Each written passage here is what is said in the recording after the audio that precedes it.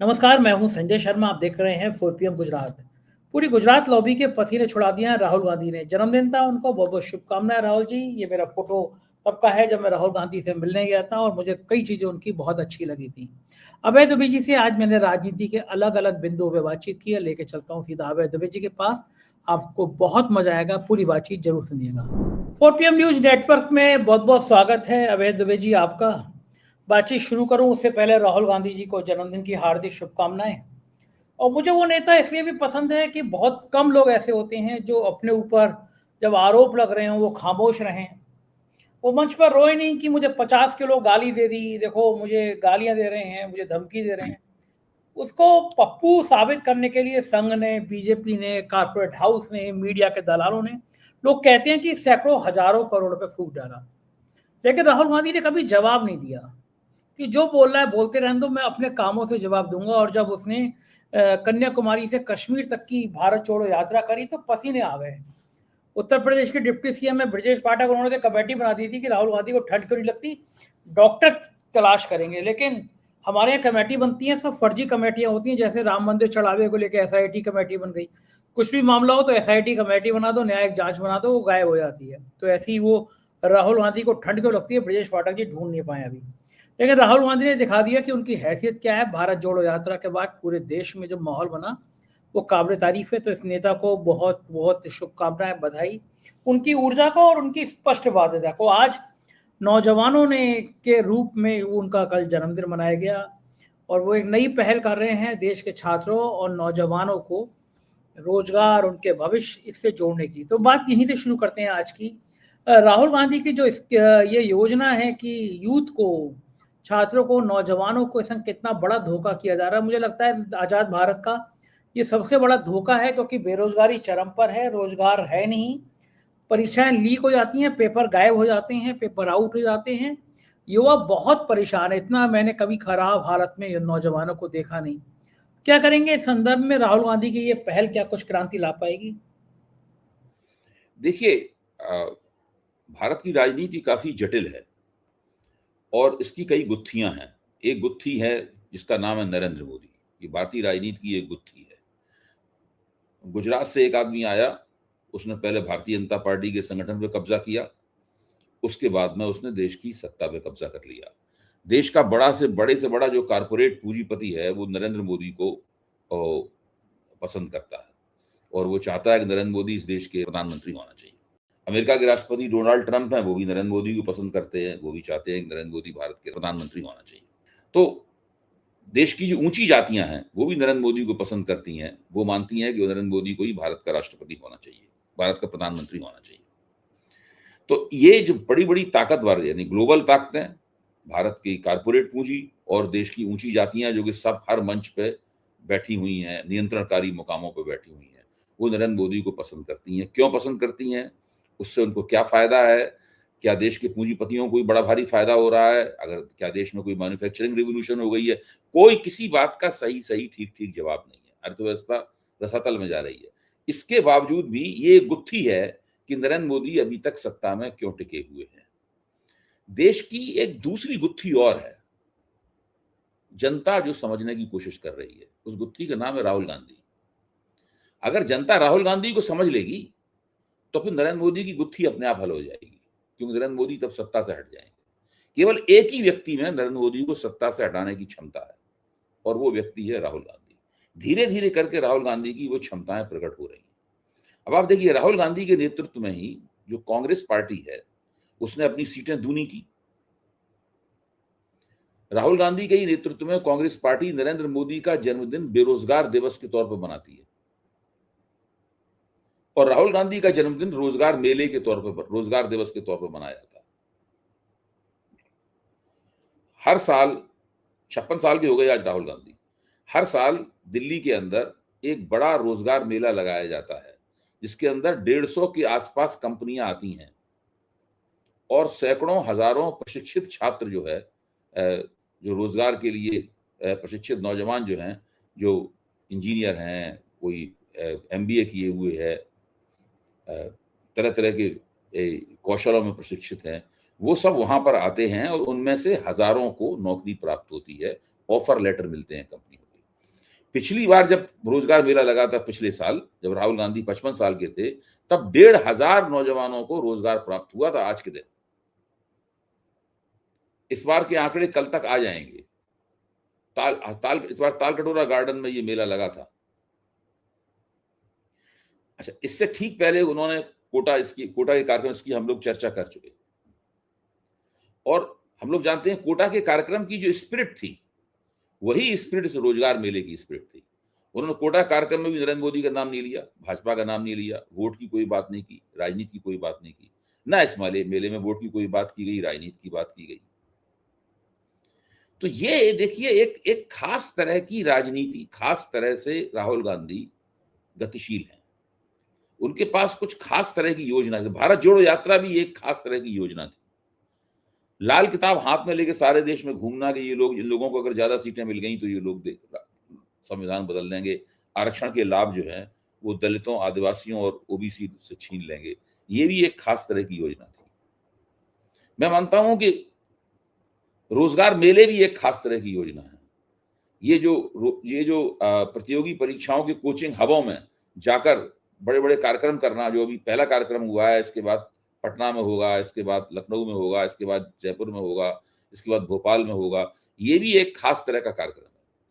मुझे लगता है कि राहुल गांधी इन कार्यक्रमों के जरिए, इस तरह की गतिविधियों के जरिए, जो देश की 50% से ज्यादा आबादी है, जो युवा आबादी है, जो उत्पीड़ित महसूस करती है व्यवस्था से, इसको रोजगार नहीं है, जिसका भविष्य अंधकारमय होता जा रहा है, उसको लगातार संबोधित कर रहे हैं, अपनी तरफ आकर्षित कर रहे हैं।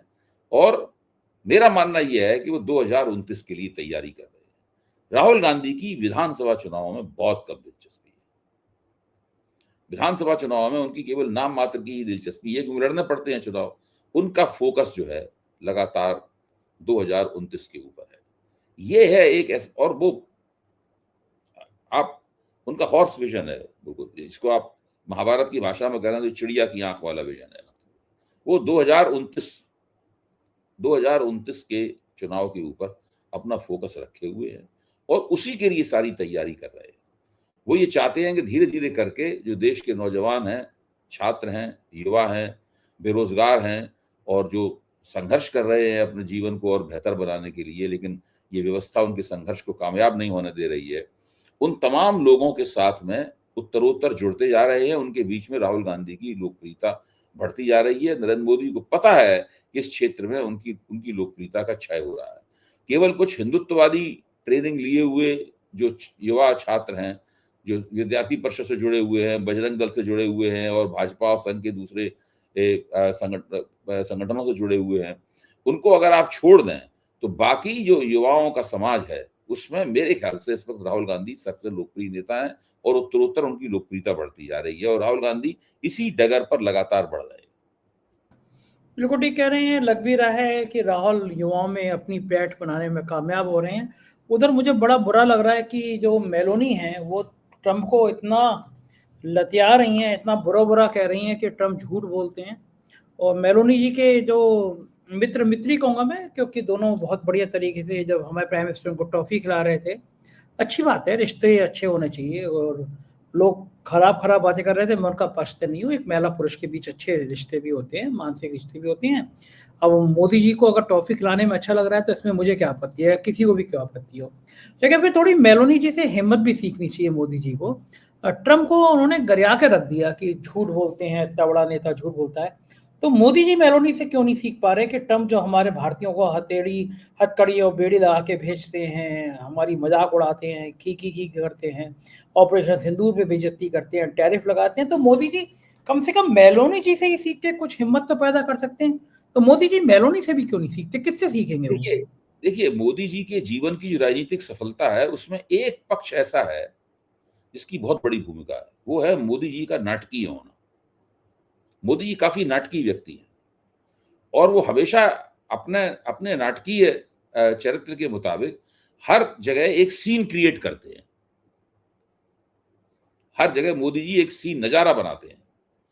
उस नजारे को एक इवेंट की तरह वो ग्रहण करते हैं और उसी तरीके से उस इवेंट का राजनीतिक लाभ उठाने की कोशिश करते हैं।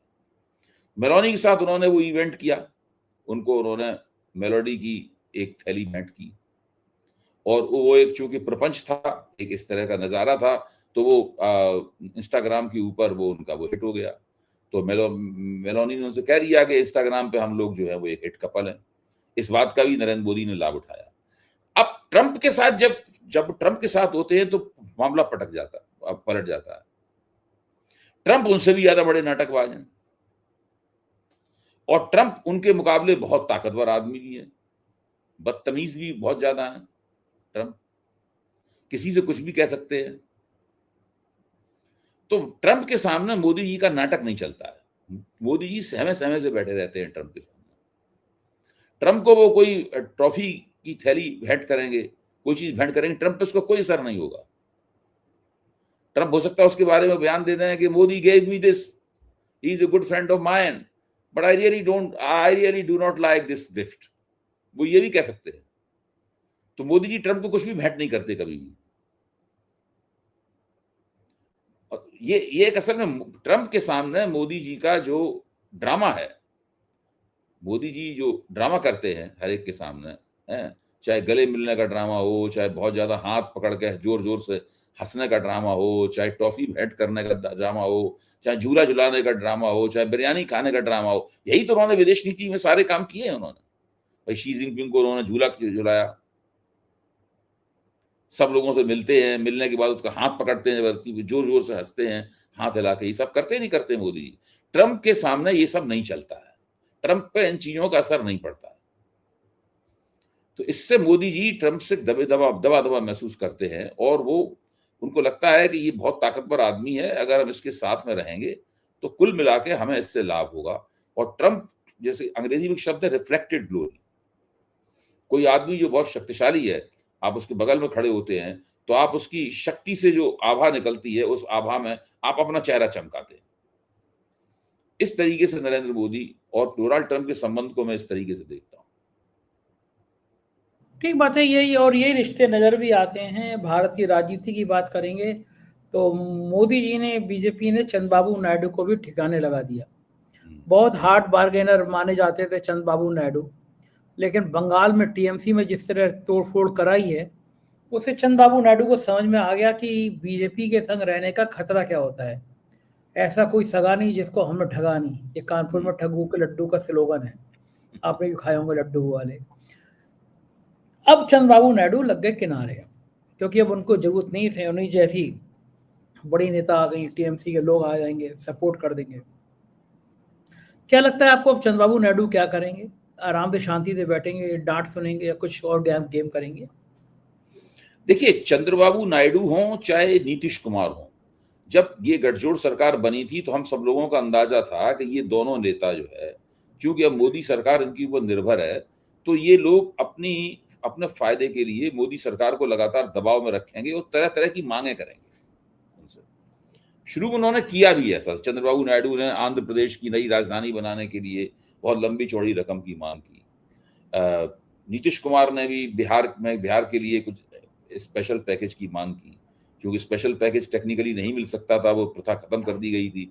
इसलिए उन्होंने कहा नहीं, अगर स्पेशल पैकेज नहीं सही, लेकिन कुछ हमें भी बड़ी लंबी चौड़ी रकम दे दो।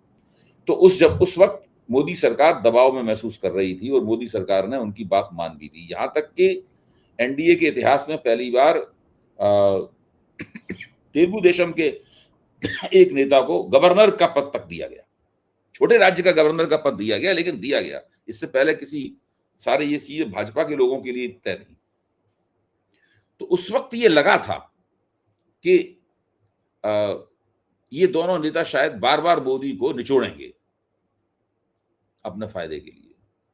लेकिन हम लोगों ने देखा परिस्थिति बदली। जैसे ही मोदी ने हरियाणा और महाराष्ट्र के चुनाव जीते और राष्ट्रीय स्वयंसेवक संघ के साथ अपने थोड़े से जो संबंधों में खटास आ गई थी, उस खटास को उन्होंने दूर किया और संघ ने उनका समर्थन करना शुरू कर दिया। यानी घर के अंदर मोदी ने हरियाणा और महाराष्ट्र के चुनाव जीत के ये साबित किया कि अभी भी चुनावी रणनीति पे उनकी पकड़ है और वो ऐसे चुनाव जीत सकते हैं जो चुनाव लगभग हारे हुए माने जा रहे थे।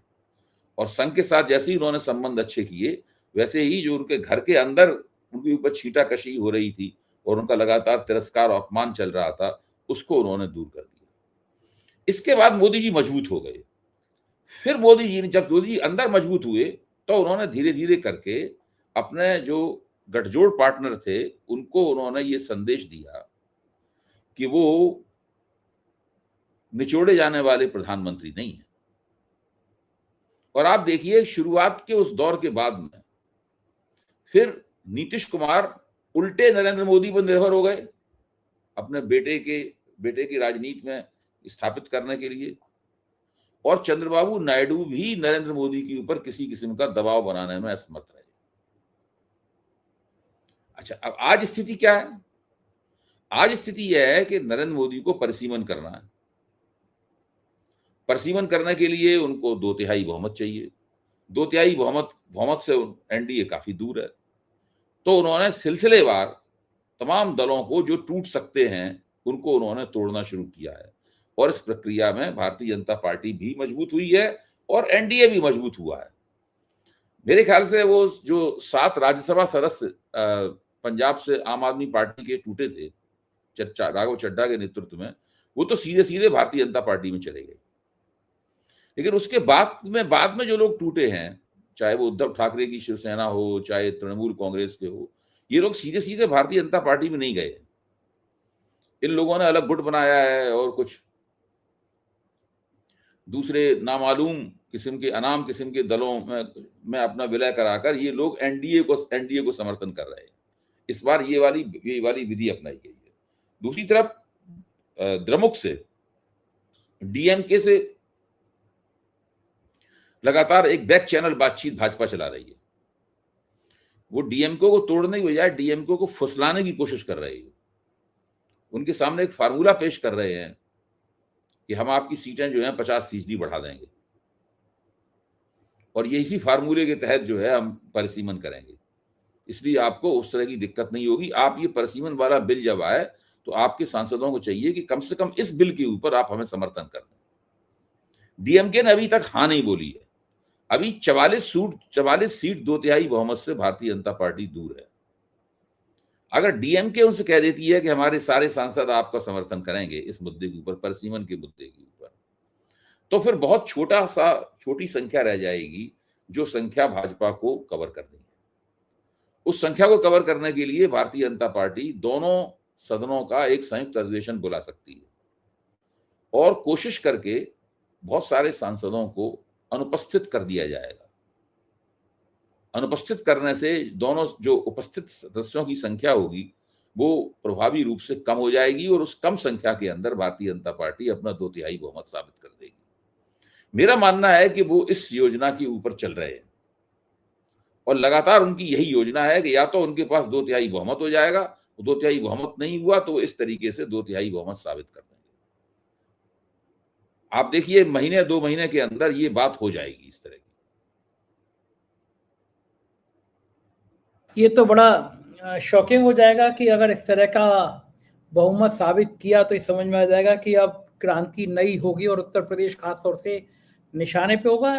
राम मंदिर ने, भगवान राम ने वो तमाचा दिया है जो राम के नाम पर लूट करते थे। ये तो कहते हैं कि भगवान का अदृश्य ताकत, भगवान का सिर पे डंडा पड़ना। ये जो गोबर भक्त थे उनके कारनामे सामने आ गए हैं। भाई, इन्होंने जमीनों में घोटाला किया, चढ़ावे में घोटाला किया, शिलाएं बेच दी, और तो नई नई बात सामने आ रही है। और भक्त भी, जो चंदा चढ़ता था वो शायद 10% रह गया, 90% लोगों ने पिछले 15 दिनों में चढ़ावा चढ़ाया ही नहीं। लोगों को लगा कि हम भगवान के नाम पर चढ़ावा चढ़ा रहे हैं और ये बेईमान अपनी जेबें भर रहे हैं। चंपत हो गए वो चंपत जी, गायब ही हो गए, मिल ही नहीं रहे हैं। योगी जी कह रहे हैं किसी के पास कोई सबूत हो तो एसआईटी को लाके दीजिए। क्या सबूत होते हैं जो पैरों में गोली मार दी जाती है? क्या सबूत होते हैं जो बुलडोजर चला दिया जाता है? चंपत राय के और ड्राइवरों के घरों से सोना बरामद हो गया तो अभी तक बुलडोजर क्यों नहीं चलाया गया? वो कहाँ चले गए एसटीएफ के अमिताभ यश की बहादुरी वाली गाथाएं, वो पैरों में गोली मारने की कहानियां, वो किसके लिए होती है? लोग पूछ रहे हैं। सोशल मीडिया पे चर्चाएं चल रही हैं कि इन बेईमानों के, और कौन बेईमानों के राज करेगा?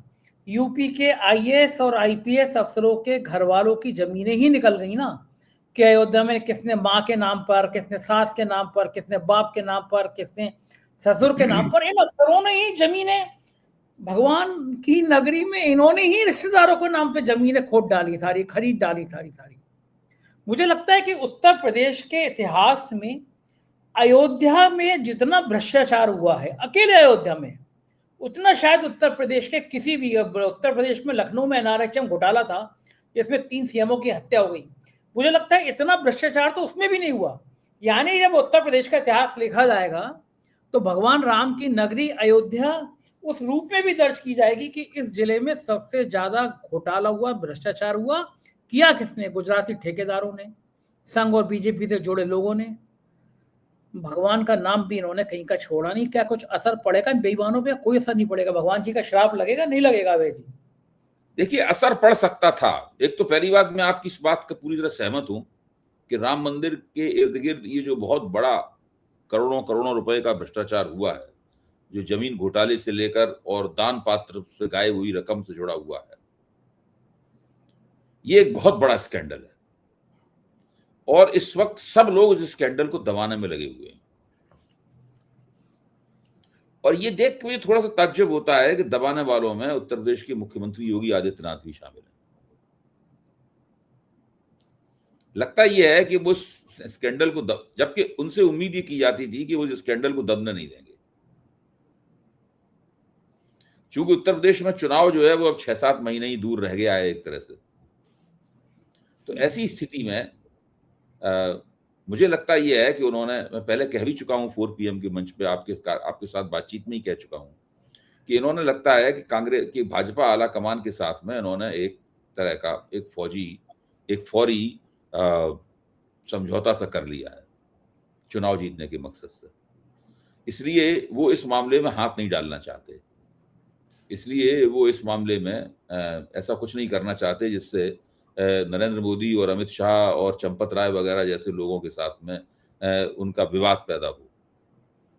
इसलिए वो एक SIT सी बना दी है उन्होंने, और इस तरह की बात बोल रहे हैं कि आपने राम मंदिर बनने के लिए इतने दिन तक प्रतीक्षा की, अब 10 दिन और प्रतीक्षा कर लीजिए, सब मामला दूध का दूध और पानी का पानी हो जाएगा। सब लोग यही फिक्रा बोल रहे हैं, दूध का दूध और पानी का पानी हो जाएगा। सवाल ये है कि वहां तो दूध है ही नहीं, पानी में खड़िया पड़ी हुई है, उसमें से क्या दूध निकलेगा? पानी में खड़िया डाल के उसको सफेद किया गया है, दूध कहाँ से निकलेगा उसके अंदर? वो तो निकलेगा नहीं दूध उसके अंदर। बहरहाल ये एक बहुत बड़ा भ्रष्टाचार है, और जब सरकार ही भ्रष्टाचार की पोल खोलने के खिलाफ हो, सरकार ही उस भ्रष्टाचार को दबाने के पक्ष में हो, तो कैसे उस भ्रष्टाचार का के दोषी पकड़े जाएंगे? कोई नहीं पकड़ा जाएगा दोषी। कितना खराब है कि लोगों की आस्थाएं, जो बेचारे सीधे साधे होते हैं, गरीब होते हैं, जो 50 रुपए भी जिसके लिए भगवान को चढ़ावा देना, मतलब किसी हम जैसे आदमी के लिए जो 5 लाख होगा उसकी 50 रुपए की बरकत के बराबर होती है। उसकी जिंदगी में होती कितना रुपया, उसके लिए 50 रुपए बहुत होते हैं, लेकिन तब भी वो मन से श्रद्धा के संग भगवान को 50 रुपए अर्पित करता है। और ये बेईमान, ये तो भगवान के चढ़ावे में से गड्डी की गड्डी ले जा रहे हैं। नृपेंद्र मिश्रा क्यों नहीं बर्खास्त किए गए अभी तक? चंपत राय क्यों नहीं हटाए गए? नृपेंद्र मिश्रा क्या जिम्मेदार नहीं है? कार सेवकों पे गोली चलाई, मंदिर में भ्रष्टाचार। सब लोग जिम्मेदार हैं, सब लोग जिम्मेदार हैं। राम मंदिर के बनवाने में और अयोध्या का जो सुंदरीकरण, सड़कों का जो चौड़ीकरण, ये सब वगैरह जो हुआ था, इसके अंदर बहुत बड़े पैमाने में भ्रष्टाचार हुआ है। और हम सब लोग इस बात को जानते हैं, बार बार इस बात की मांग उठती रही है, इन मसलों के ऊपर प्रकाश डाला जाता रहा है, भंडाफोड़ होते रहे हैं, लेकिन कुछ नहीं होता है। कुछ नहीं होता है क्योंकि केंद्र सरकार और राज्य सरकार दोनों ही इस पक्ष में है कि इस मामले को किसी भी तरीके से बिगड़ने न दिया जाए, किसी भी तरीके से इसको दबाए रखा जाए। मेरे ख्याल से उत्तर प्रदेश के चुनाव तक तो कुछ नहीं होगा। जब उत्तर प्रदेश का चुनाव हो जाएगा और मोदी और अमित शाह मिलकर योगी आदित्यनाथ को मुख्यमंत्री नहीं बनने देंगे, अगर जीत गई भाजपा, अगर लगा हुआ है, अभी तो कोई गारंटी से नहीं कह सकते कि भाजपा ही जीतेगी, अगर उनको मुख्यमंत्री नहीं बनाया गया, तब देखिए क्या होता है, वो देखने वाली बात होगी। बिल्कुल ठीक बात है, निगाह बनी रहेगी। बहुत बहुत शुक्रिया अभय जी, आपने मुझे इतना समय दिया, बातचीत की, थैंक यू सर। ये थे अभय दुबे जी। पूरी बातचीत आपने सुनी, कैसी लगी बातचीत मुझे बताइएगा। आपकी जो प्यार भरे कमेंट आते हैं, ये मेरी ताकत है, मेरा हौसला है, इसे बनाए रखिएगा। शुक्रिया, थैंक यू।